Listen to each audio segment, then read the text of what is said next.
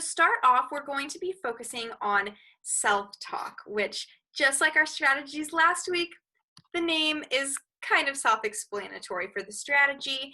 It's where you're going to be talking to yourself about what you're doing out loud, so the child can pair your actions and the language you're using, so that then they can use that language in the future.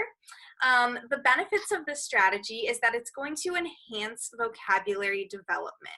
And the reason why is because not only are you labeling objects, but you're also providing a contextual source for the language that you're using. So how are you going to use this word? What type of word is it?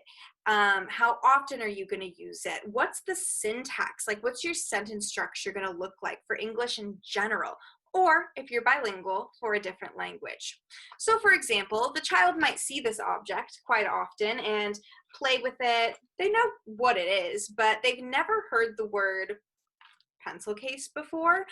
So if they've never heard the word, how are they expected to know how to use it? And so the benefit of this strategy is that as you're talking around your environment, the child is able to learn so many new vocabulary words just from seeing what you're doing and hearing you talk about it at the same time.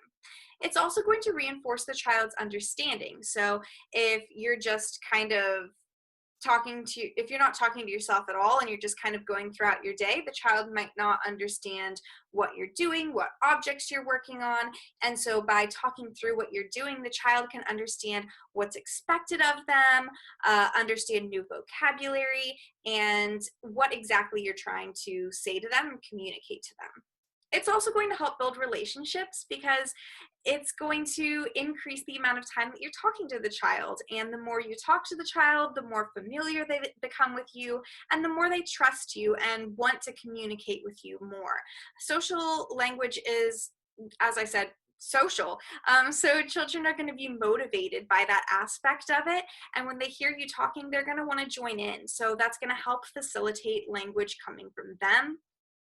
As I hinted at before, it's going to help children learn sentence structures. A lot of the times in English, we use a subject-verb-object structure. So I'm going to the park, or I like pizza, right? And so by using that structure, the child is going to latch on to that sort of syntax that we typically use.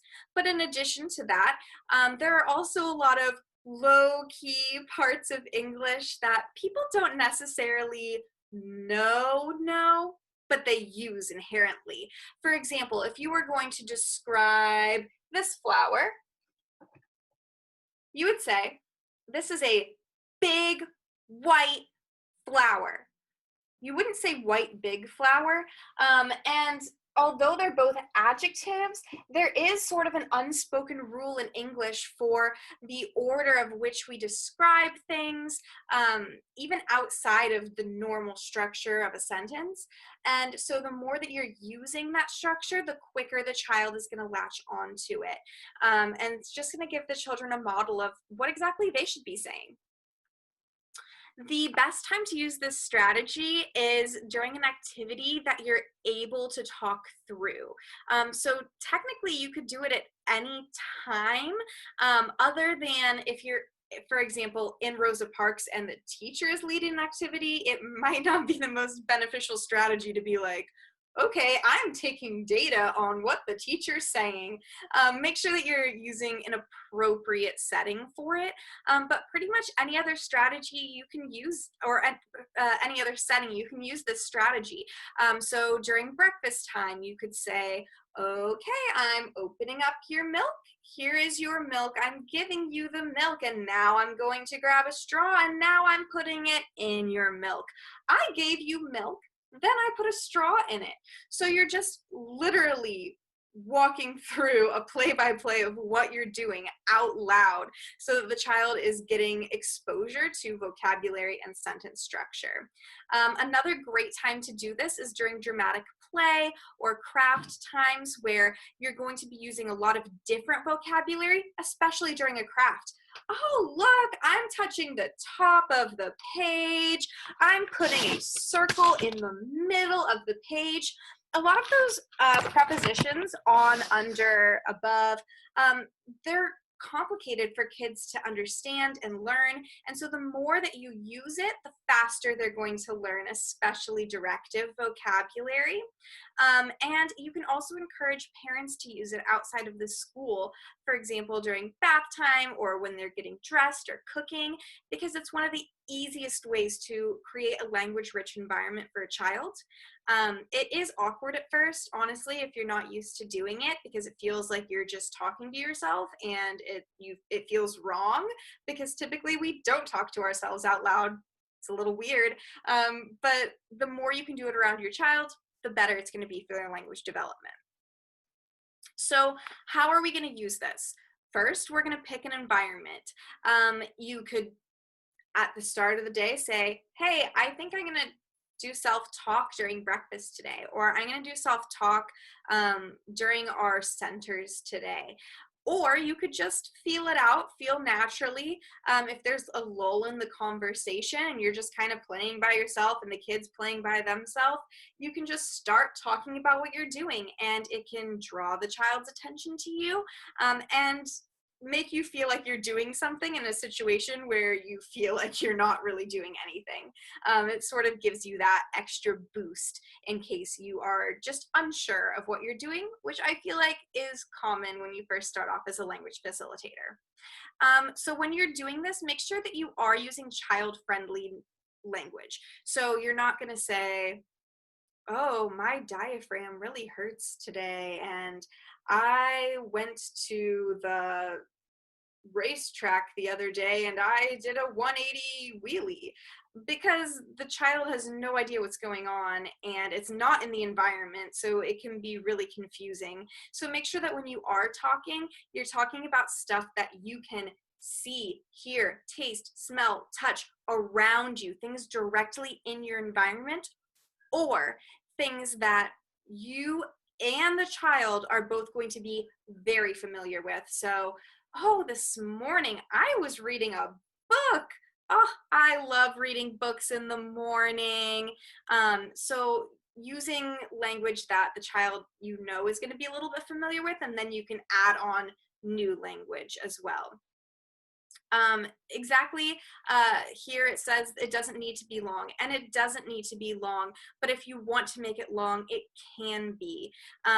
Just make sure that you're giving pauses in your speech so that the child can understand what you're saying and absorb it, because I'm sure when people are talking really fast at you, kind of like these videos, you might need to pause for a minute and kind of process before you move on. So give the child a chance to do that, because the end goal of this is to give children language that they can use in the future and give them examples of how to use language in the best way possible.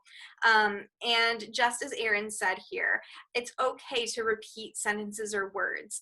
The more you repeat things, the more a child will understand it and realize that that is a word that they probably are going to have to know, so for example, you don't use the word dandelion every day, but you probably do use the word flower a lot more often.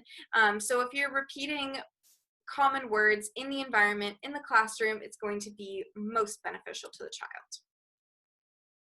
Here are a couple of examples that Erin came up with for today. She said, here's the soup. I'm putting soup in the bowl. The bowl goes on the table. Time to eat.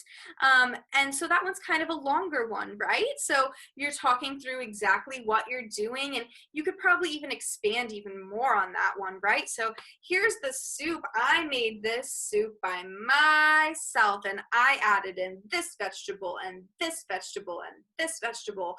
Oh, now it's time to eat. I'm putting the soup in the bowl. I'm putting the bowl on the table, right? So there's no right or wrong way to do this. If you want to just use these 4 sentences, you can. If you want to narrate it down or narrow it down to 2 and just say, I made soup, I put it on the table, That's great. If you want to make it even longer, that's even better, right? So there's no right or wrong way to use this strategy, but there are ways to use even more language, and the more language you use, the better it is for the child. So just feel out the situation, feel your own comfort level, and the more comfortable you are, the more you'll start using language more naturally, and just naturally, you're going to start saying more. Her second example was, "What's that noise? I hear a bird outside. The bird is chirping." And that's a really great way to talk about your environment and point out something that you're noticing that maybe you think the child should notice too, right? Because if you notice the bird, but the child didn't, now you're drawing their attention and you can start a conversation about it. And that can lead into different language facilitation strategies that we'll talk in the next upcoming weeks about.